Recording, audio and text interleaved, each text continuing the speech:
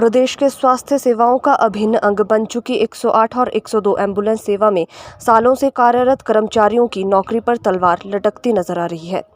दरअसल इस एम्बुलेंस सेवा को अब जीवीके कंपनी के बाद नई कंपनी टेक ओवर कर रही है। ऐसे में एम्बुलेंस सेवा के कर्मचारियों को भी ऑफर लेटर दिए गए।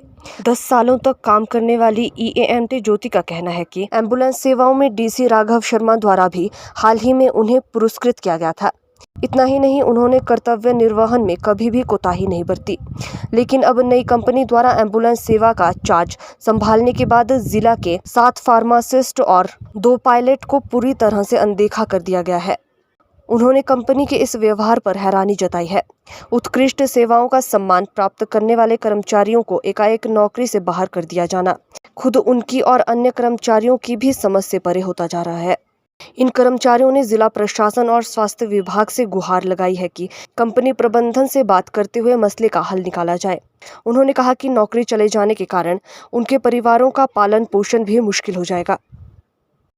और मैं पिछले 2010 से यहाँ तक सेवाएं दे रही हूँ अभी तक। और हमें पिछले हफ्ते इंटरव्यू के लिए कॉल किया था। हम इंटरव्यू के लिए गए थे और हमें बोला गया कि आपकी गाड़ी हैंड ओवर नहीं है। अगर हमारी गाड़ी हैंड ओवर नहीं है तो हमारे पायलट और दूसरे EMT को क्यों दिया जा रहा है ऑफर लेटर।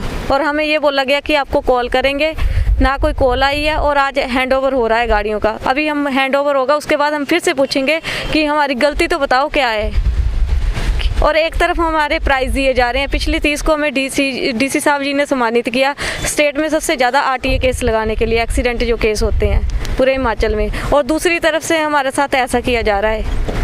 मैम कहाँ से बिलोंग करते हैं आप? सर मैं रक्कड़ कॉलोनी से बिलोंग करती हूँ। कुछ आपकी कंडीशंस भी आप बता रहे थे, क्या कंडीशन? सर मैं हाँ जी सर, मैं एक्चुअली 2 महीने की मेरी अभी बेटी भी नहीं हुई। उसको छोड़ के पहले मैं सोलन इंटरव्यू के लिए गई कि आपको बुलाया, कॉल करनी है।